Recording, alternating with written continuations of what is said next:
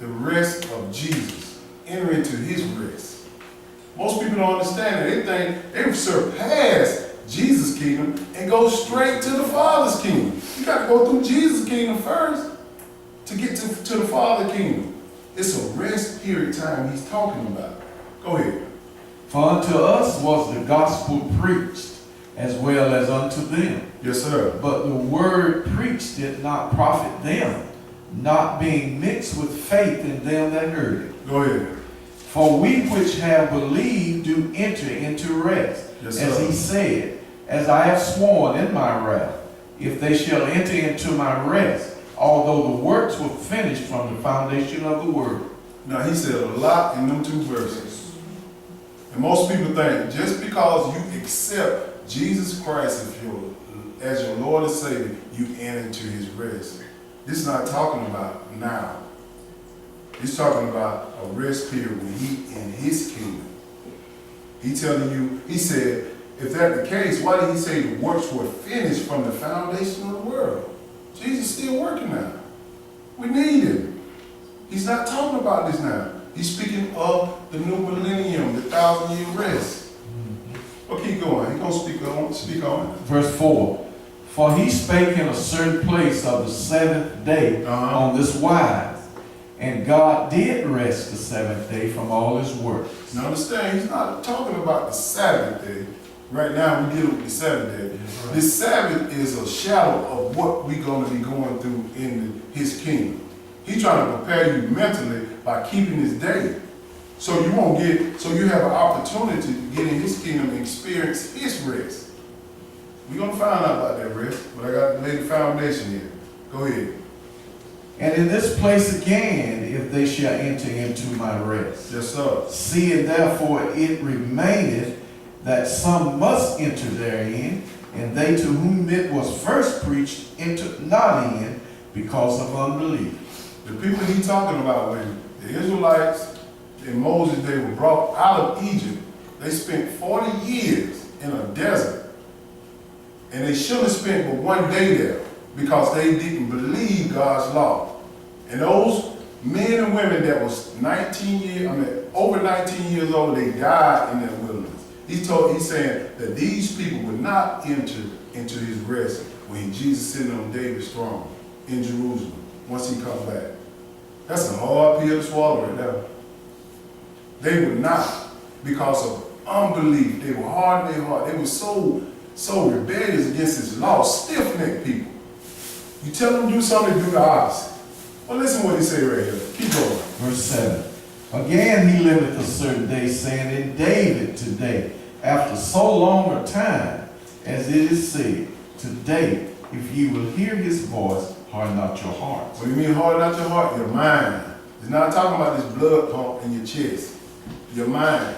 Don't harden your heart. Don't harden your mind when these laws come by that you don't like. I like to have fun on the Sabbath day. I ain't gonna give up my football, my basketball. I ain't giving up none of that. Jesus just got to deal with me. Well, you understand what you just said? Don't harden your heart to this. Don't be rebellious against the law. Go ahead. For if Jesus had given them rest, then would he not afterwards have been spoken of another day. So just because you accept Jesus Christ as your Lord and Savior, that don't mean you resting right now. We're going through more hell right now. He's talking about a time when he's going to make sure you resting right. We're going to talk about that. Keep going. There remaineth therefore a rest to the people of God. Yes, sir. For he that is entered into his rest, he also has ceased from his own works, as God did from his. And we know that rest ain't came yet, because God is still working and we still working. We got to make sure we understand what he's talking about. Go ahead.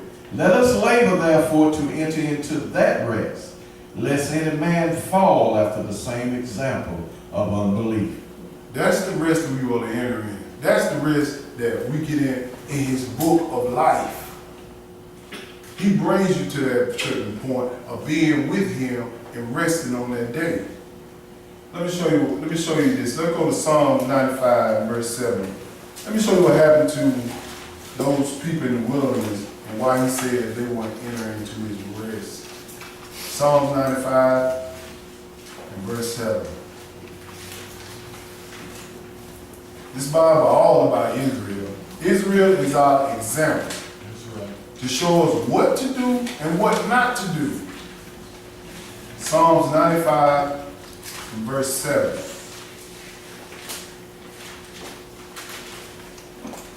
That's why I don't understand why people just don't read this. This is our lifeline to understand how not to sin against God.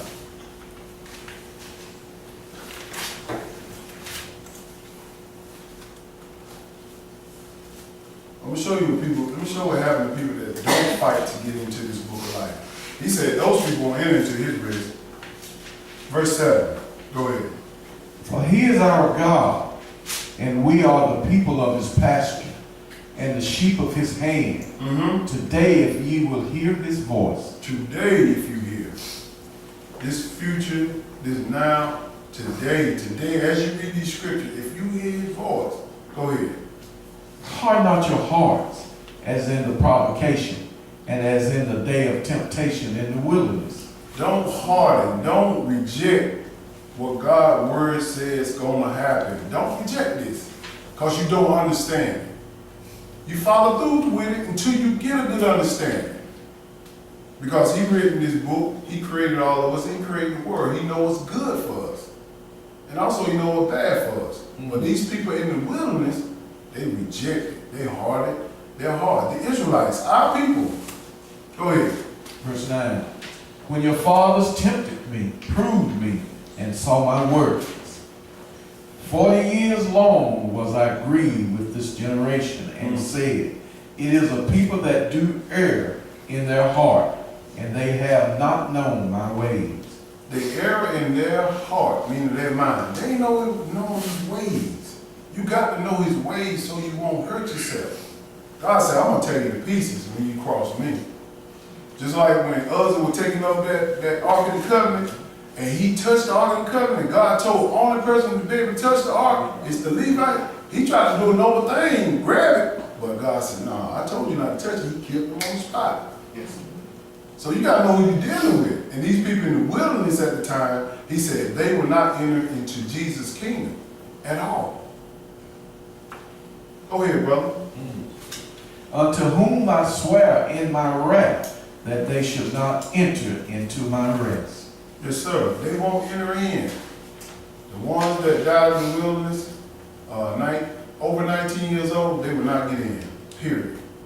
They're going to come up in the resurrection, as we're going to see. But let's go to Isaiah chapter 14 and verse 1. Let's see what God's rest looks like through his eyes.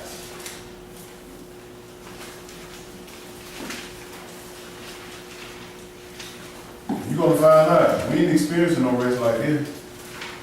Isaiah chapter 14 and verse 1. I'm trying to stay in this book, y'all. Once we accept our Lord and Savior and follow these laws, you got an opportunity to get in.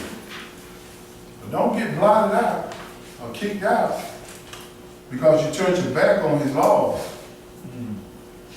We working. That's why we need Jesus to help us. When we do wrong, don't get so down on yourself like, man, I can't get this stuff right. Just keep repenting. Keep asking him to help you. He knows it. But let's look at this rest that Jesus is talking about. Isaiah chapter 14, we're going to start with verse 1. Go ahead. For the Lord will have mercy on Jacob, and will yet choose Israel, and set them in their own land. And the strangers shall be joined with them. Yes, sir. And they shall cleave to the house of Jacob. See, he said he's going to set Israel in their own land. And the strangers mean that the other nation going to cleave to us. He's going to send us, we ain't in our own land right now. We over in our slave master's land right now. So this hasn't happened yet. Go ahead. And the people shall take them, bring them to their place, and the house of Israel shall possess them in the land of the Lord for servants and handmaids. Yes, sir. And they shall take them captive, whose captive they were, and they shall rule over their oppressors. That's why I get tired of my Israelite brothers. They don't understand. It's not our time to rule over them. He said, you're going to have an opportunity. They're going to be your slaves in the land. The ones that hurt us, the ones that hurt our ancestors, we're going to have an opportunity in the land to oppress them. But we're going to make sure we do it right by the law. But these Israelites today, they're trying to do it now. It's not time yet. This is when we get in the land. This is when He's going to give us some of us going to have our new heavenly body. We're going to run this thing like He wants us to run it. Verse 3, go ahead. And it shall come to pass in the day that the Lord shall give thee rest from thy sorrow, Yes, sir. and from thy fear, and from the hard bondage wherein thou was made to serve. I tell people, ain't nobody resting. Ain't nobody experiencing that. We hurting. And people say, man, they hurting. Look at your people. They hurting. All of us are hurting. Some type of way. You just got to stop lying to yourself. Go ahead. Verse 4, that thou shalt take up this proverb against the king of Babylon, and say, how has the oppressor ceased? The golden city ceased. Understand, the king of Babylon, talking about this Babylonian system, is still going. Meaning that the Babylonian system ran by Satan. He sought this government up. That city has not ceased yet. They still have Sunday worship. They still believe in the Trinity, saying that there are three gods and they act according to one. That system's still going on now. This is a Babylonian system he's talking about. But most people, you'll understand it as you keep going. This golden city hasn't ceased yet, and it ran by the Pope. And I tell people that you are a Catholic. You're like, no, I ain't no Catholic, I'm a Baptist. I said, what church you go to? What day you go to church on? Sunday. Oh, you're a Catholic. I said, you believe in Easter? Yeah. You're a Catholic. That's who gave it to them. Amen. That's who gave the world is, the Catholics. I don't care what denomination, I'm Baptist, Presbyterian, Holiness, non-denomination. If you go to church on Sunday, you got that Christmas tree in your house, you are a Catholic.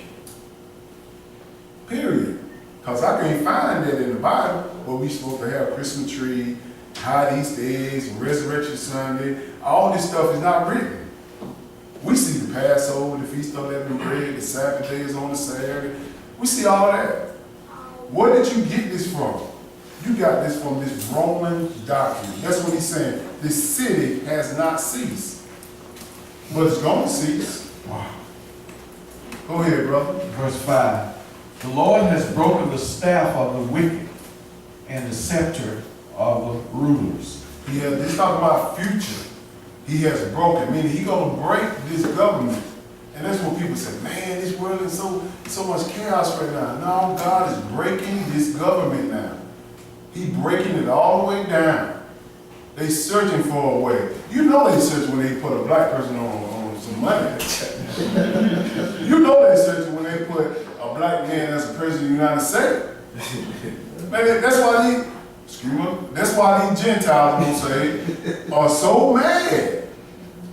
When they say we want our country back, they talking about we want this country to be back the way it was when the slave master ran it. God breaking it down. He even the fields right now. Go ahead, brother. Verse 6, he who smote the people in wrath with a continuous stroke, he that ruleth the nation in anger is persecuted, and none hindereth. Go ahead. The whole earth is at rest. Is the whole earth at rest now?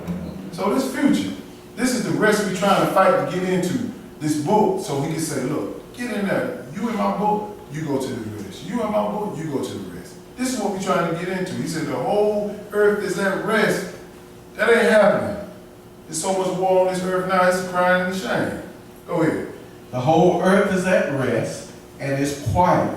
They break forth into singing. Yes, sir. Yea, the fir trees rejoice at thee, and the cedar of Lebanon say, since thou hast laid down, no fellow is come up against us. Understand the trees are talking. When you understand that, when you understand that this land is got so much toxin inside the ground that the vegetation is suffering.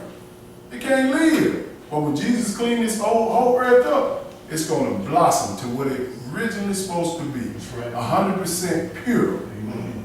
What we get now is polluted. Everything. That's right. Everything is polluted. That's right. It's not at its rich form. This is what he's talking about right here. Keep going.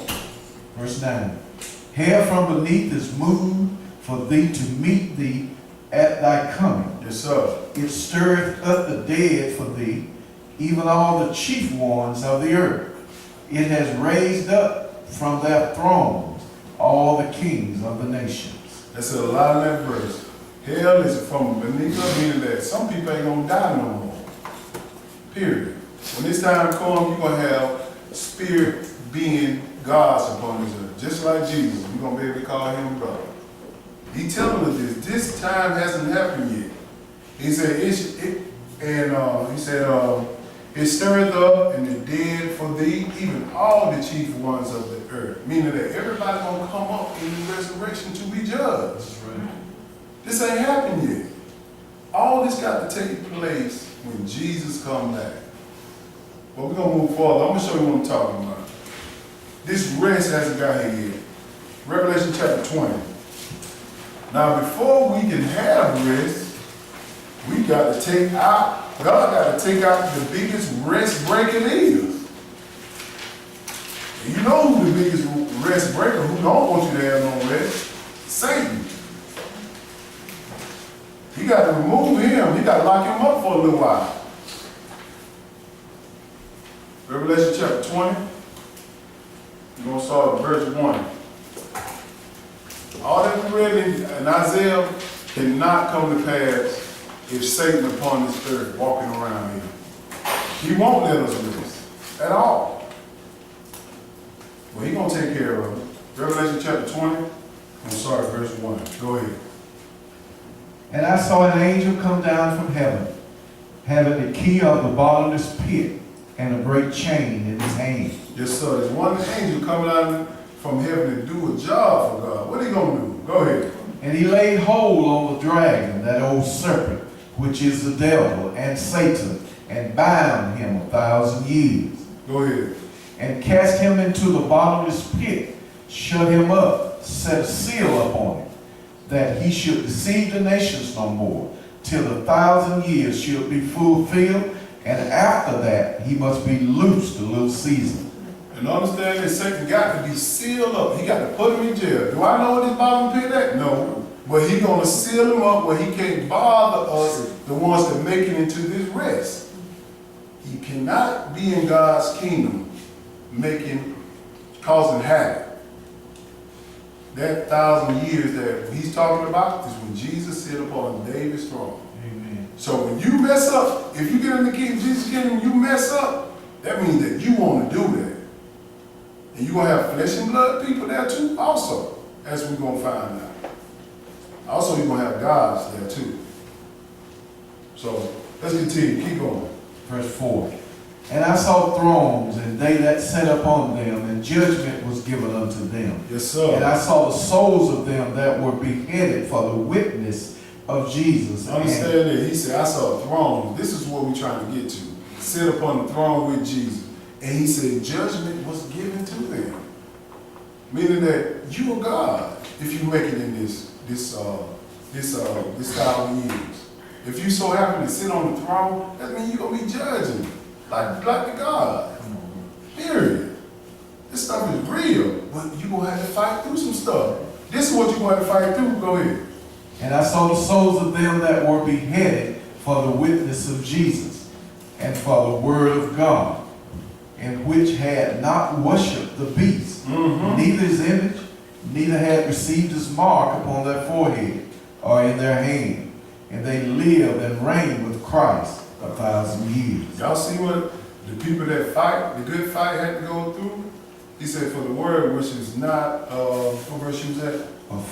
4. He said they will be beheaded for the witness of Jesus. Meaning some people gonna lose their life for this. And they didn't take the mark of the beast in their right hand and forehead. It's gonna come a time when you can't even buy and sell unless you have this government seal. And you're gonna die. And most of all, you're gonna be persecuted if you don't die. This is the part of the book that these Sunday preachers don't go to and teach you. You gotta prepare you mentally, so when that wilderness part come up for us fleeing to the land, it won't be hard, because you know it's gonna be some trouble coming down the pipeline around the world. There's only gonna be one spot you're gonna be protected. But I don't want to get into that right now. But he's saying, this is the fight you gotta fight. Sometimes some people gonna be beheaded, some people gonna be hurt, because they can take the mark in their forehead and hand, but they're gonna live and reign with Christ for 1,000 years. What is he talking about? That rests in Isaiah chapter 14. That's what we're trying to get to. Go ahead. Verse 5. But the rest of the dead live not again until 1,000 years were finished. This is the first resurrection. Believe me, you want to be in that first one.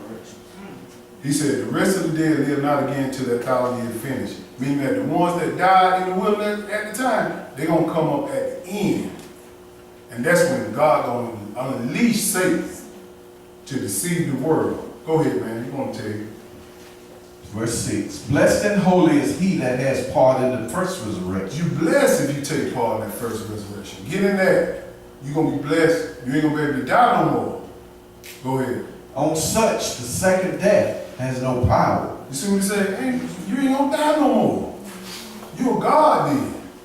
Go ahead. But they shall be priests of God and of Christ, and shall reign with him 1,000 years. That's what we want. Go ahead. And when the 1,000 years are expired, Satan shall be loosed out of his prison. So Satan been locked up for 1,000 years. Now he coming. He coming to do a job. He trying to make sure he don't go to hell by himself. Go ahead. And shall go out to deceive the nations which are in the four quarters of the earth, Gog and Magog, to gather them together to battle, the number of whom is as the sand of the sea. He going to gather these nations, God and Magog. That's just Russian per se. He gonna gather them for this great nation to come up against God, to take God down out of his kingdom. This is what this man gonna, this is what Satan gonna do. He gonna have a lot of people following him. A lot of people following him. We're gonna find out what is happening there. Go ahead. Verse 9. And they went up on the breadth of the earth. Where is happening at? On the earth. Go ahead. And compassed the camp of the saints about. So he gonna come around the saints camp, which is gonna be in Jerusalem.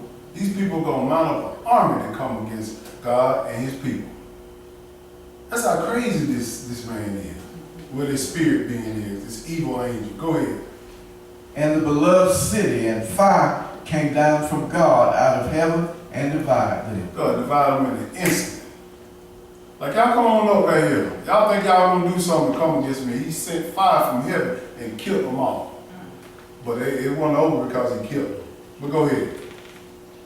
And the devil that deceived them was cast into the lake of fire and brimstone, where the beast and the false prophets are, and shall be tormented day and night forever and ever. So you understand? There's gonna be some people already in the lake of fire before Satan even get in there.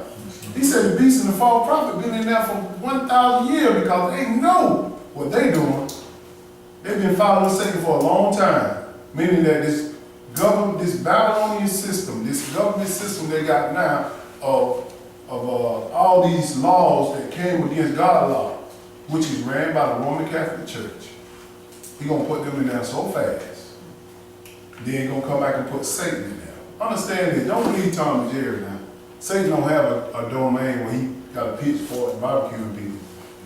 That is not his kingdom. The lake of fire was made for him to be punished and all the ones that follow him. Got to be careful about this stuff because they put Satan like he got a kingdom and a domain in the lake of fire. That's not true. But let's see what it say here. Keep going. Verse 11. And I saw a great white throne, and him that sat on it, from whose face the earth and the heaven fled away. And there was found no place for them. Yes, sir. That's that great white throne judgment. That's the time, the judgment time before the Father's kingdom coming down. The ones he killed then, he gonna resurrect them like up. Now they got to go and see if they're going to be put in this lake of fire. Go ahead. And I saw the dead, small and great, stand before God, and the books were opened. Yes, And sir. another book was opened, which is the book of life. And the dead was judged out of those things which was written in the books, according to their works. See what they tell you? According to what? Their works. So he resurrected these folks back up. They thought it was over. Resurrected them back up to stand before their great right throne, which is Jesus' throne, and we are sitting on the throne judging them. We're going to find out what we're going to do to these people. Go ahead. Verse 13. And the sea gave up the dead which was in it, Meaning that the people that died in the sea, they're going to come out of the sea. Go ahead. and death and hell delivered up the dead which was in them. Understand they're talking about death and hell, the grave. Don't look at this thing and say, well, he's talking about a lake of fire. No, he's talking about the grave that's symbolic. Hell or Hades or whatever way they want to put it. Death and hell was delivered up to them to be judged. Because it's going to be a resurrection. A first one and a second one. You're going to come up. You're going to be judged either way. Read that over, 13. And the sea gave up the dead which was in it, and death and hell delivered up the dead which was in them. Yes, sir. And they was judged, every man according to their work. Every man. We talking about everybody was judged. And you got so many Jehovah's Witnesses, they'll go to this chapter and say, see,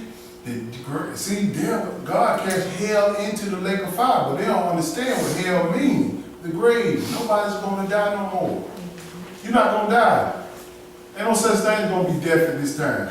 Whatever you going to be in that lake of fire, or whoever it is in the lake of fire, that's going to learn, they're going to live forever, burning there. So you're going to have an eternal body. Whether you be with Jesus in this kingdom of God, or you will be with Satan in the lake of fire. It's going to be eternal. But listen what he say right here. Go ahead. Verse 14. And death and hell were cast into the lake of fire. This is the second death. When you cast away death and hell, meaning that nobody will die here in the lake of fire, that means that you can't die. You're going to be burning inside of the lake of fire forever, forever, forever. Forever. There's no such thing as dying no more at this time. Go ahead. And whosoever was not found written in the book of life was cast into the lake of fire. This is the book we're trying to get in, y'all. You got to fight to get in there. But some people say they love money, they love possession, they love cars, clothes, they love all this stuff. They don't like this. They want it, they love this, they want to get into the lake of fire. When you don't obey what God put down. The Sabbath day is for rest, relaxation, get away from your work, all this. Work toward getting them days off. Honestly, God understands you in this land of your captivity, and these people working, you trying to make a living, but at least work and pray and ask Him to find a job for you to get off. Amen. Don't say, man, I don't like that job. I don't like this job. Now, you better find one that can get you off on that Sabbath. This is not your heaven right here. And most of all, you don't want to go to this lake of fire right here at all. Let's go to Hebrews chapter 10. This is the last one. Hebrews chapter 10, verse 23.